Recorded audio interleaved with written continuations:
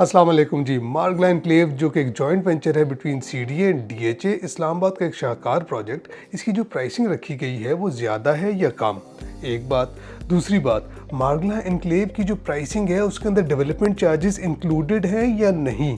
और तीसरी बात, मार्गला एनक्लेव के प्रोजेक्ट में अगर इस टाइम पे आपने प्लॉट ट्रांसफ़र कराना हो तो उसका क्या प्रोसीजर है, ये बातें करेंगे आज हम इस वीडियो में। मेरा नाम उज़ैर उल हक लोधी है और हम उज़ैर लोधी ऑफिशियल हमारे यूट्यूब चैनल के थ्रू डीएचए इस्लामाबाद और रावलपिंडी में जा बजा अपडेट्स जो भी हो रही हों आपको देते रहते हैं। तो अभी तक अगर आपने हमारा चैनल सब्सक्राइब नहीं किया तो उसको काइंडली सब्सक्राइब करें। तो सबसे ज़्यादा क्वेश्चन हम लोग ये फेस कर रहे हैं कि जो मार्गला एनक्लेव की प्राइसिंग है वो ज़्यादा है या कम, या इसको क्या होना चाहिए था। तो आप गौर करें प्राइसिंग के ऊपर। सबसे पहले हम बात करते हैं 500 गज़ यानी केनाल की। 4 करोड़ 20 लाख यानी 42 मिलियन से लेके 50 मिलियन यानी 5 करोड़ रुपए तक लमसम से लेके 3 साल तक का जो इंस्टॉलमेंट प्लान है उसकी प्राइसिंग है 500 गज़ की मार्गला एनक्लेव में। इस प्राइसिंग को ज़रा आप अपने कंपैरिजन करना है जो इसके करीब सेक्टर्स लगते हैं इस्लामाबाद के अंदर, जो सीडीए के सेक्टर्स हैं। मार्गला एनक्लेव की जो लोकेशन है वो इस शहर की जो थोड़ी सी एरिया रह गया था, जो ग्रीन एरिया था पहाड़ियों का, उसके अंदर आई है। ये जो मार्गला एनक्लेव की लोकेशन है, इस लोकेशन के करीब करीब आपके G6 और F6 जैसे सेक्टर्स लगते हैं। मार्गला एनक्लेव की जो डेवलपमेंट है उसका काम जो दिया गया है वो इस कंडीशन पे दिया गया है कॉन्ट्रैक्टर को कि आपने दिन और रात काम करना है, जिस काम को कंप्लीट करने के लिए कॉन्ट्रैक्टर्स फ्लड लाइट्स का भी इंतजाम कर रहे हैं। प्रोजेक्ट की अर्थ वर्क कंप्लीट करने के जो टाइम यानी कि डेडलाइन दी गई है वो 14 अगस्त 2025 है। It looks impossible but target tough है। प्लस आप ये देखें कि इस्लामाबाद के अंदर यानी कि जो सीडीए के सेक्टर है, मैं खुद भी इस्लामाबाद का रहायशी हूँ, अब कुछ हद तक सिक्योरिटी के इश्यूज फेस होने शुरू हो गए हैं। तो जो मार्गला एनक्लेव है उसकी जो डेवलपमेंट है प्लस जो सिक्योरिटी है वो सारी की सारी डीएचए देख रहा है। फिर मैं आपको मेन बात बताता हूँ। मोहसिन नकवी साहब ये बात करके चले गए हैं कि प्राइम मिनिस्टर हाउस से 5 मिनट की मुसाफत पे मार्गला एनक्लेव से आप रोड निकालें।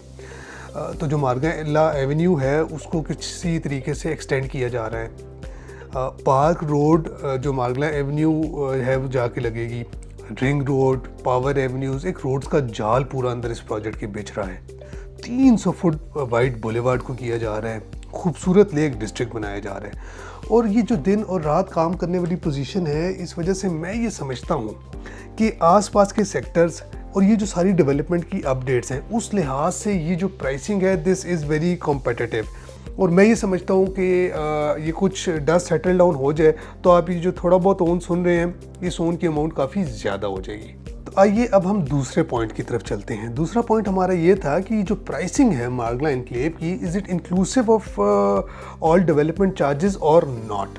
सो हमारे जो भाई डीएचए का रेगुलर काम कर रहे हैं उनको ये बात पता है कि डीएचए जो भी प्रोजेक्ट लॉन्च करता है उनकी जो प्रिंटेड प्राइस होती है उसके अंदर जो डेवलपमेंट चार्जेस हैं वो इंक्लूसिव होते हैं, वो इंक्लूडेड होते हैं। मगर जिन लोगों ने नया काम शुरू किया है डीएचए का, उनको शायद आइडिया नहीं है। तो मैं बताता चलूँ, जो भी डीएचए का प्रोजेक्ट नया आता है उसकी जो प्राइस मेंशन्ड होती है उसके अंदर हमेशा डेवलपमेंट चार्जेस इंक्लूडेड होते हैं। Coming back to our point of Margalla enclave, so the answer is yes. ये जो प्राइसिंग है इसके अंदर डेवलपमेंट चार्जेस सारे इंक्लूडेड हैं। So coming to our third point कि इस मार्गला एनक्लेव के अंदर ट्रांसफ़र कराने का प्रोसीजर क्या है। सो मैं आपको सिंपल एक बात बता देता हूँ। डीएचए का ट्रांसफ़र कराने का प्रोसीजर पहले मैं आपको बताता हूँ। वो प्रोसीजर ये है कि आपने पहले सबसे एनडीसी अप्लाई करते हैं, आपके ड्यूज़ निकलते हैं, ड्यूज़ अप्लाई होते हैं, फाइल आपकी जमा होती है और आपकी ट्रांसफ़र कंडक्ट होती है। ट्रांसफ़र में सेलर और परचेज़र दोनों को आना होता है।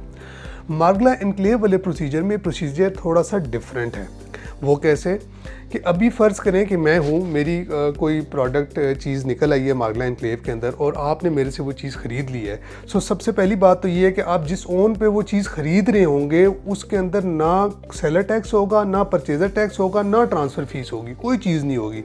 वो साफ़ी ओन आपने सेलर को देना होगा।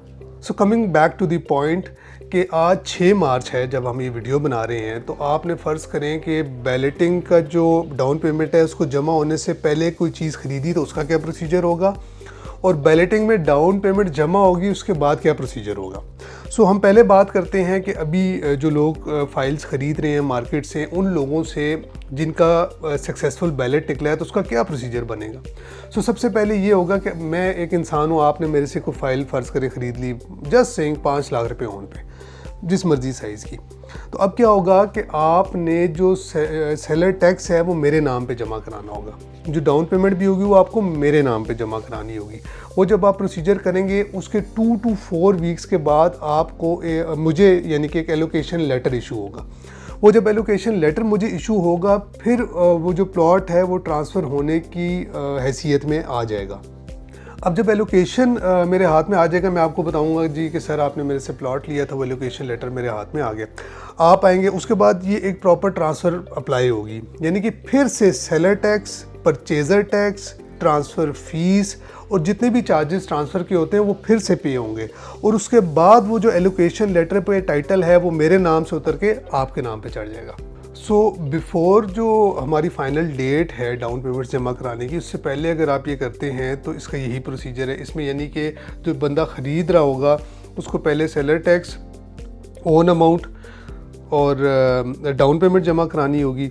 उसके बाद जो बंदा ख़रीदार होगा उसने फिर से जो दोबारा ट्रांसफ़र एलोकेशन लेटर के बाद अप्लाई होगी तो seller tax, purchaser tax, transfer fees, ये सब कुछ फिर से जमा कराना होगा। सो आई थिंक कि जब तक डाउन पेमेंट्स नहीं जमा होती तब तक ये जो प्रोसीजर है, एक तो ये फाइनेंशियली वायबल मुझे इतना नहीं लगता। ये मेरा एक पर्सनल पॉइंट ऑफ व्यू है, आपका अपना हो सकता है। दूसरा, ये ट्रांजैक्शन करते हुए it is not 100% safe, because ये सारे प्रोसीजर को आप समझें, आपके नाम तक जाने को प्लॉट को लग सकता है 45 डेज़ लग सकते हैं, 50 डेज़ लग सकते हैं, तब तक आप इन एनी केस रिस्क पे हैं। तो आई वुड सजेस्ट कि जब डाउन पेमेंट्स हो जाती हैं उसके बाद मार्केट का ट्रेड स्टार्ट हो तो आई थिंक कि वो बहुत बेहतर होगा। बट एनीवेज़ हमारी ये 3 पॉइंट्स थे जिनके ऊपर आज हमने बात करनी थी। मेरा नाम उज़ैर उल हक लोधी है, 0333560904 हमारा नंबर है।